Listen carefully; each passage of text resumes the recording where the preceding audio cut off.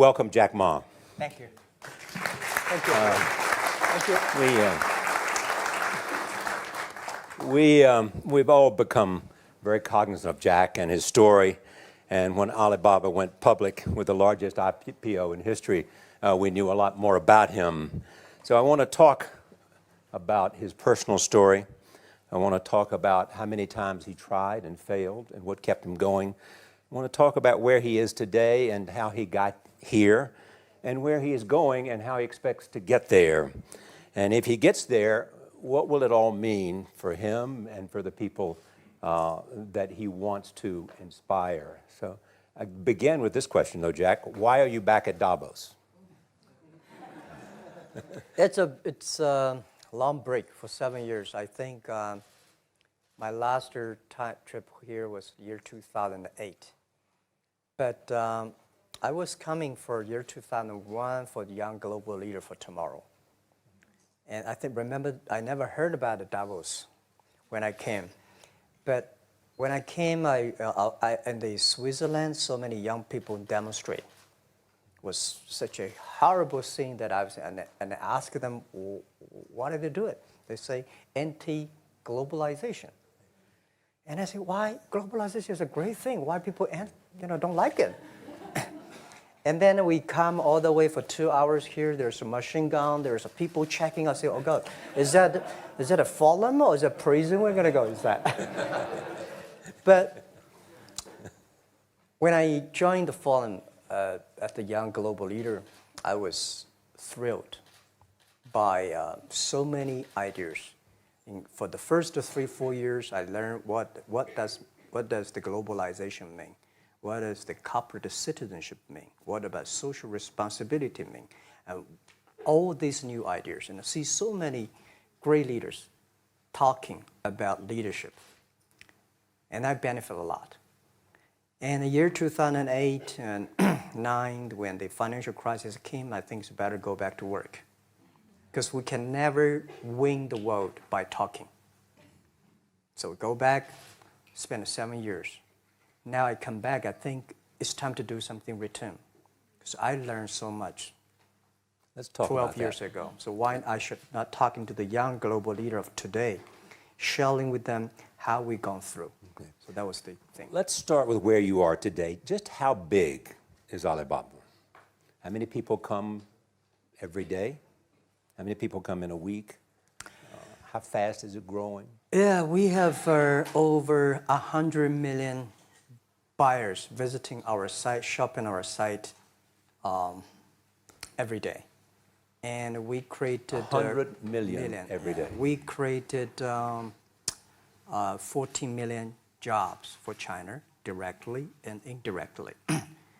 And we grow from 18 people to 30,000 people, 18 people in my apartment, to now we have 4 big campus.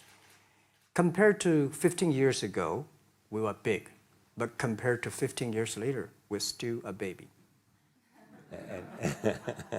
How big will you be 15 years from now? I think 15 years ago, I told my team that 15 years, in the past 15 years, we grow from nothing to this size. And 15 years later, I want people to know about Alibaba, know Taobao, because it's already everywhere. I want 15 years ago when we talk about what is e-commerce, why small business can using this e-commerce, this internet, can do business across the nation. And I hope 15 years later, people forget about e-commerce because they think it's like electricity. Nobody thinks it's a high tech today. Now, this is something that I don't want 15 years later, we still walk on the street talking about why and how e-commerce can help people. Talk about the IPO. Did it exceed your expectations? Well, it's a pretty small IPO, 250. Yes. Yeah. The largest IPO in the history of Wall Street. We raised. And number 2 was a Chinese bank. Thank you. I remember year 2001. We went to raise some 5 million, 3 million venture capitalist dollars in the USA, and got rejected. And I say we come back raising a little bit more. But I think, what we think more about is for $25 billion, how we can spend the money efficiently, because this is not the money, this is the trust from the world, the trust from those people. They want you to do better jobs, to help more people. They want to have a good return. So I think gives me more pressure, because when our market cap is bigger than IBM, for a certain day we're bigger than Walmart. We're one of the top 10, 15 largest market cap company in the world. I told my team and myself, is that true? We're not that good. Because years ago, people say, Alibaba model is terrible. Does not make money, have this and that, all the big bad things, because Amazon is better, eBay is better, Google is better, and there's no such model like Alibaba in the USA. So I told myself and people, we were better than people thought. But today, when we are that big size, I said, no, we are not that good as people thought. We're just a company 15 years old. Average age is 27, 28 years old, young people. We're doing something that human beings have never tried. So I want to talk about the future. Let me take you back to when you were born in Hangzhou, where the headquarters still are. Yep. And your campus is there. You don't have a loot, don't move your loot. Your headquarters roots are there. Yeah, you found it there, loot there. You grew up in the 60s. 64. Born in 64. That was the time of the Cultural Revolution. Yeah, it was the end of the Cultural Revolution. It was, well, my grandfather was a tiny landlord, was considered, after liberation, was considered to be a bad guy.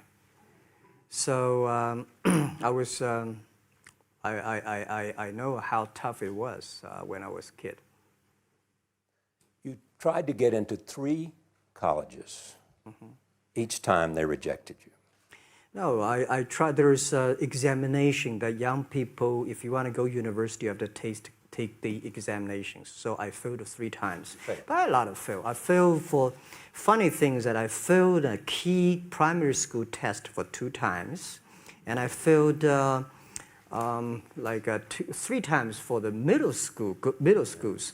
And you will never believe in Hangzhou, my city, there's only 1 middle school that lasts only 1 year.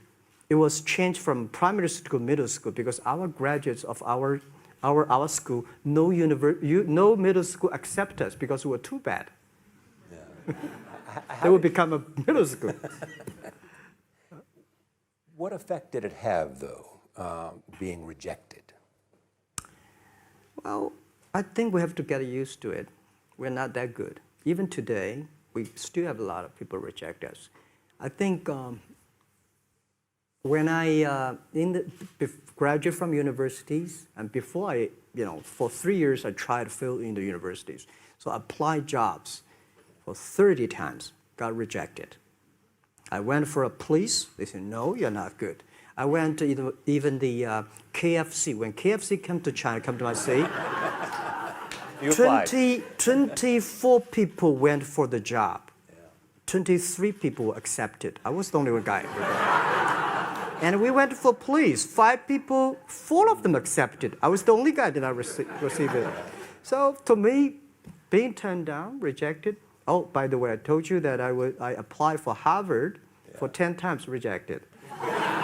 I know I'll be rejected. I just don't want to say that. They're sorry now. 10 times you wrote them and said, I'd like to come to Harvard. Yeah. And then I told myself, someday I should go teach there, baby. I think that can be arranged. Richard Nixon came to Hangzhou. Yeah. And after that, tourists flooded the place. Yeah. And that's how you learned English. Yeah. I really like I don't know why at 12, 13 years old, that time I suddenly fell in love into the language, the English. And there's no place you can learn English at that time. There's no books, English books. So I went to the Hangzhou Hotel, now called Hangzhou Shangri-La Hotel, because that was the hotel can receive the foreign visitors. So every morning for 9 years, I showed them around as a free guide, and they taught me English. And I think that changed me. Today, I'm a 100% made in China. I've never got a one-day train outside China. Yeah. And when people talk to me, say, Jack, how can you speak English like that? Why sometimes you talk like an Western guys? I think that was the 9 years. These Western tourists opened my mind because everything they told me are so different from the things I learned from the schools and from my parents. So now I have a habit. Whatever I see, whatever I read, I use my mind. Think about for 2 minutes. Is that how Ma Jun became Jack Ma? Actually, Jack, the name was given by a lady in tennis. She's a tourist. She came here and she said, came to Hangzhou. We become a pen friends. Ma Ring is so difficult to pronounce. So she said, do you have an English name? I said, don't. So can you give me an English name? She said, okay. She said, my father called it Jack. My husband called Jack. What do you think about Jack? I said, good. So I've been using that for that many years. Yeah.